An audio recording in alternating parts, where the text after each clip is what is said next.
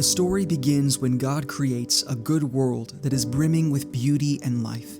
God creates humanity in His image and calls them to rule over the earth on His behalf, to partner with Him in the work of creating and filling the world with His presence and glory. Humanity is made to represent God in creation, to reflect His character in the world.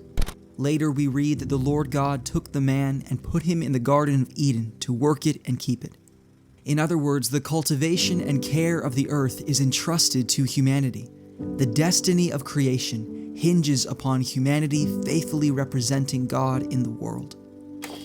But instead of trusting God, we want to rule on our own terms. We reject God's design for our lives and choose to define good and evil for ourselves. We turn away from the source of goodness and life and instead embrace corruption and death.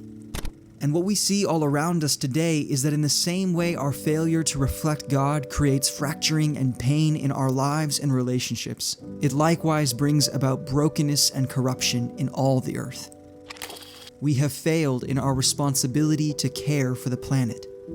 Paul writes that the whole creation has been groaning. It is longing to be set free from bondage to corruption. But how will that happen? He says creation waits in eager expectation for the children of God to be revealed. In other words, if you want to save the earth, you have to transform its broken rulers. This is why the gospel is good news for the earth. God sees that humanity has failed to represent Him and unleashed death in the world. So He becomes one of us, so that He can redeem us from the consequences of our rebellion and reconcile all of creation to Himself. Jesus is the image of the invisible God.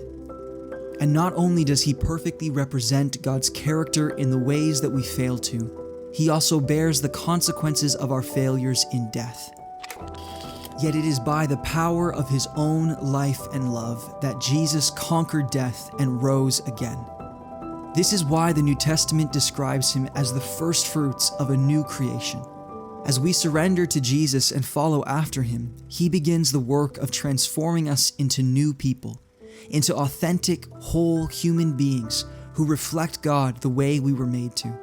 Although the full glory of that transformation has yet to be revealed, that does not mean that it has not begun and is not something we are called to lean into here and now.